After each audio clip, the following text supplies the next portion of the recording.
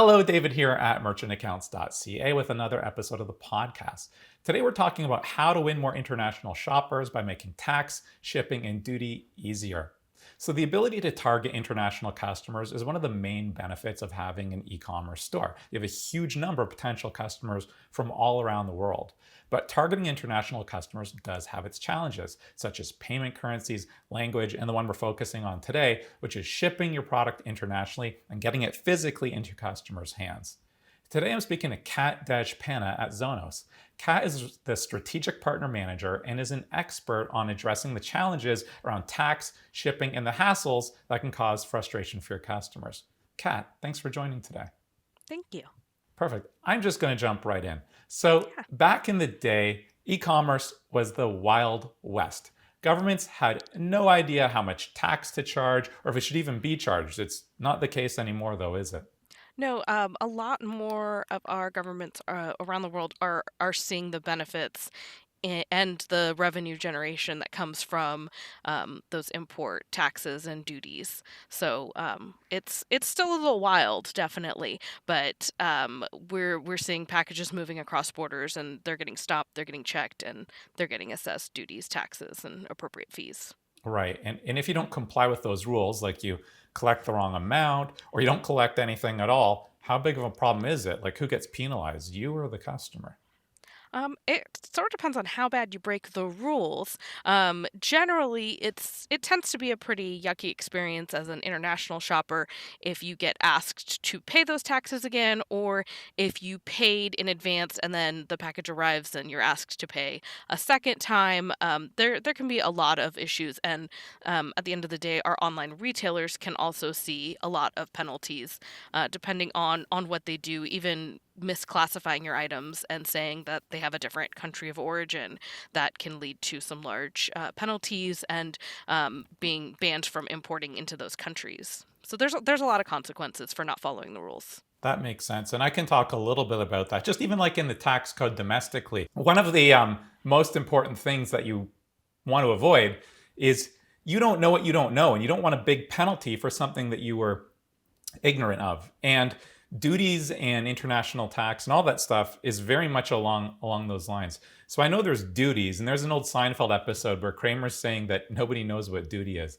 I think a lot of people might agree. So what are the fees that merchants run into when shipping internationally? Well, I it's duties are essentially another tax for simplified purposes. There's a lot of terms that we use in international. They're called Incoterms, and there's actually a vocabulary of definitions that we use. But for today, we'll just keep it in basic general vocabulary and avoid those terms. But you can think of a duty as another tax. So shipping internationally, you can run into all sorts of fees depending on who's doing the shipping, what happens when that product arrives in another country. If you're shipping with a carrier, they may elect to transfer the clearance to a different broker. In that case, you would incur that broker's fee, or the carrier themselves will have a different broker for doing the clearance and the paperwork for getting that package over the border and paying those duties and taxes to the ultimate tax authority in that country. There's all sorts of different fees depending on how you ship it internationally, too, that those carriers may charge, and then those countries will have those taxes and then those duties, depending on what the product is. That duty can be a very high percentage. In some countries, they use that as a way to block products that are competing with their domestic. So, in some cases, Oh, we've seen a really high percentage of a duty rate because a country doesn't want to import that product because it's competing with their own product and their own businesses in their country. maybe that was like, and had totally outside my area, but Canada was in a dispute with the US over milk or Oh, lumber or yeah. stuff like that at some point. So I think I know what you're talking about there. Yeah, stuff like So that comes up all the time. Yeah. So, Kat, when you ship something and something goes wrong, for example, unexpected duties, or maybe the duty just happens to be really expensive, the customer wasn't expecting it. And if the customer doesn't end up accepting the package, I guess you lose the item or it has to be shipped back to you. Essentially, yes. When you are a online retailer and you have a customer that's in a different country than you are and you're shipping your product to them, you really rely on your carrier to get that product in across the border. There's a few ways you can send that item. You can send the item with the duties and taxes paid for in advance. So you can use Zonos to help you calculate that, collect it from the customer, and then it's a seamless process. When that package enters their country, they don't have to pay the taxes again. If you ship it duties and taxes unpaid, so the duties and taxes would fall on the end recipient. They've paid for the product, they've probably paid for shipping. You send that product out, it arrives in their home country, and they have to pay again to receive it. So if there is a really high duty percentage on that, if it's an expensive product and just by nature of percentages, they're being asked to pay again another 100 euros or something for that product. It can make for a not pleasant experience, and sometimes they will say no. Ultimately maybe I don't need this. In those cases, you have to work with your shipping carrier to either get that product sent back to you, or in some cases they end up getting destroyed in the home country because it's not worth it to pay for shipping to get that back. And then in many cases, your carrier will also charge you for the warehousing fees until things are determined with that product. So there's a few ways that it can go wrong and end up with an unpleasant experience for your customer. And as you know, Probably. in online retail, like making your customer upset, it's way worse than just being able to have a easy, happy customer. They're going to complain, write a negative review. Exactly. The cost of acquisition is so high. The lifetime value is so valuable. The last thing you want to do is mess it up. And I'll bet you there's some other things to be aware of too. Like this is something that I know in the Caribbean. I always think this is funny. It's illegal to wear camo. I'm guessing Oh that yeah. is it also like illegal to ship things to certain countries. Yes, camouflage items are illegal to ship to a few countries. There's some countries that have restrictions on knives, and there's some obvious ones like weapons can have different taxes.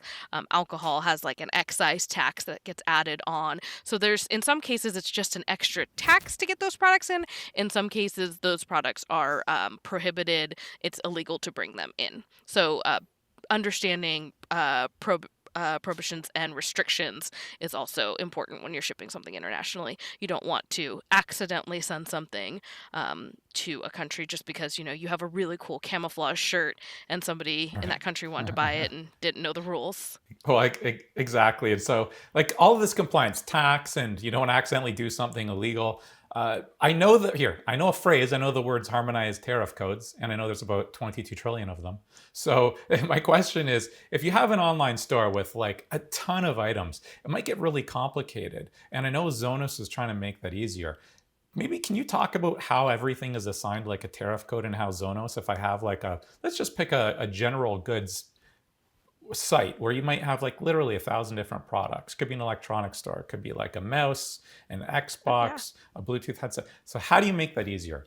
Oh yeah, we even see folks that are have an online store and they sell kitchen goods, and that could be anything from the knives we mentioned before to utensils to plates to even food items and seasonings, which all come into different classifications. So a harmonized tariff code, sometimes called an HS code, is just a numeric number that's assigned to a product that helps alleviate language barriers, lets everyone who's involved with the moving of that product know what's in the package. What is this item? Is it a t-shirt? Is it a t-shirt made of silk? Is it a shirt made of cotton? Are these shoes made of leather?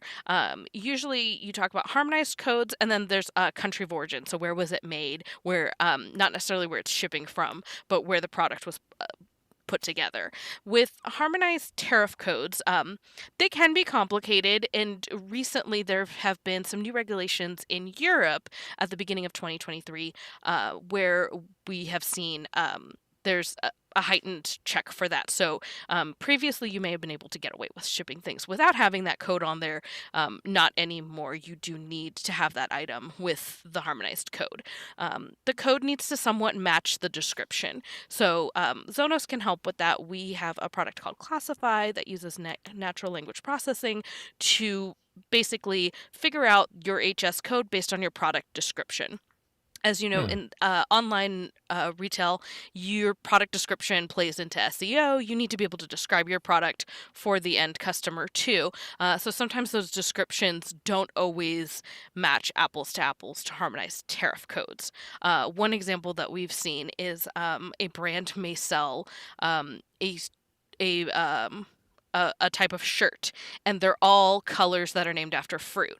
So we have a banana shirt, a lemon shirt. Oh, Um, right.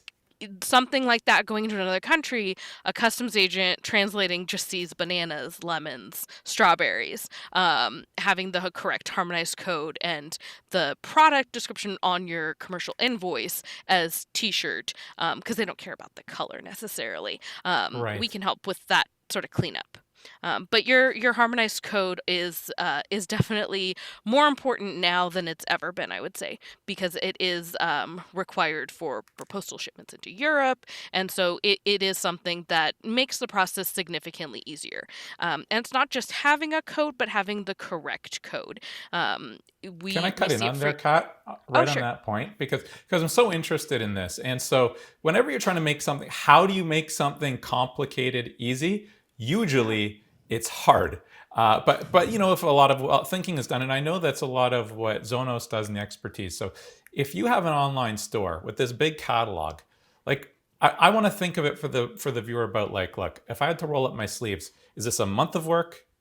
A week of work, a day of work? What I really want to know is if you have an online store and you want to like make Zonos do this stuff for you, how do you get it integrated and how do you prep your store and how much work is it? That's what I'm kind of asking. Oh yeah. For us it's relatively easy because we have our plugins on the e-commerce side. We also have APIs. So we can use your already existing product catalog, do an upload and give you a classification and just ping on a few that might need human eyes, but if you have 10,000, we could get those classified in a bulk upload. We can also classify off of an image too. So there's a few different ways that we can make this easy and seamless. Most of what you need to work with Sonos and get help for this international is the same stuff you've already got set up in your store for your domestic. You have a shipping carrier. You just need to make sure that they can ship to the countries you want to go to. And then for your product catalog, it's pretty easy to just run it through our system and get you your harmonized tariff codes back. Is your system kind of like a Google? Let me phrase this so Oh, this yeah. makes sense. When I have an online store, Google can spider the website. It can see, oh, this is a T-shirt. These are the sizes. Like Google spiders it. Is that what you're talking about? Like, do you need an API to talk and send information to Zonos, or is Zonos somehow spidering or indexing things? And then even if you did, you still have to give the information back to your system somehow. Maybe you could walk me a little bit through the practical approach. Oh, sure. It would be cool if we could spider the site. We don't. We connect through API. We also have a dashboard interface too. So folks can do one-off checks for code. Sometimes you just have one particular product that's different. Maybe you're doing a collaboration and you're launching something and it's the only update you need. In some cases, you maybe are acquiring another store and expanding your product, and you've got a big catalog that needs to get uploaded. You can upload that through the dashboard interface, or as I said, you can connect through our APIs as well. Interesting. Interesting. So, in terms of shipping, is there any particular advice that you have for e-commerce merchants? Things that surprises you when you talk to them that they're not aware of or they're not doing? I think the biggest advice I would have is to make your store provide a seamless experience for all your shoppers. If you've got it set up for domestic, and there's nothing that indicates to me that you're going to ship to my country, I'm not likely to purchase from you, because if you have to get all the way to the checkout and put in your address and then just get kicked out, that's again not a pleasant experience. In ecom, it's all about being able to click, get to the checkout. We want to add products to our cart and check out quickly and then get our products fast. So, whatever you can do to make that a seamless experience, translation services, even updating your FAQs, letting people know that you will ship to their country. There's a lot of options that, especially now, there's so many apps and plugins and ways that you can customize your store in a way that every shopper, no matter where they're coming from, feels like you are selling products just to them. That's really good advice. And you're speaking to a Canadian, and you being American, you probably don't run into this as often. But being Canadian, you're on websites. If I wanted to buy a camera, or I write electronic music as a hobby, terribly, but I like it. And if I'm buying a synthesizer or something, I'm always like, well, these guys ship to me. You're combing through the website because you don't have to add to cart, and so that's very interesting. And because you gave me some good, interesting advice, I'm going to give you one more question here, and I ask a lot of my guests on the podcast this question. I'm just giving you carte blanche to go in any direction. I always ask, what secret advice would you give any new e-commerce, or not even new, give an e-commerce business owner? Do you have any secret tips or advice? Ooh, that's a good question. I know, and I don't Yeah. always tell people I'm going to do it. So you're not on the hot seat. But if you have anything, you kind of just gave me Yeah. one, to be quite honest. Yeah. That actually qualified. I think really whatever you can do to make it easy for your shoppers, being clear and if I have to guess if this product is big enough, if I have to guess if you're going to ship to me, if I don't understand what's happening in the cart, I'm going to abandon the cart. It's not worth it to me. Having that clear information, what are you selling me? How big is it? How fast is it going to get to me? And how much is it going to cost? I think sometimes we overlook that stuff. Just really clear communication to your customers. That makes sense, because you know what? And I'll just rephrase it back to you. Doubt or concern, lingering concern, it kills sales. Your customer Yeah. has to be confident. You have to earn their trust. And I love that advice. So, Yeah, I Kat, want to feel like you ship to my country all the time. I want it to feel like a domestic experience when I'm buying that red pair of boots that I absolutely need that's coming from Europe or wherever in the world. perfect. And so I want to talk about Zonos one more little bit. So if people are like, hey, look, I do ship internationally. I'm sold on this idea. I want to make it easier to my customers, but I'm a little bit worried about getting this going. Can you tell me what platforms Zonos supports and how they could get in touch with you guys if they wanted to learn more? Oh, yeah, absolutely. Our website is zonos.com, zonos.com, and we are on Shopify, BigCommerce, Magento, Miva, Xcart, Salesforce Commerce, WooCommerce, and if none of those platforms work for you on the plugin side, we can also connect via API. We can work with anybody. Kat, I'm going to guess it's not your first day at Zonos. You had that list, right? We actually do, being an employee at Zonos, we have a 100-question assessment that we all need to take and pass with 100% is the passing grade. So yeah, it's ingrained in us here at Zonos. Perfect. So if you're watching, check out zonos.com if you want to learn more. And Kat, this has been a great insight advice session for people that ship internationally. I wanted to thank you for coming on today. Thank you very much. Thanks. Have a great day. Bye now.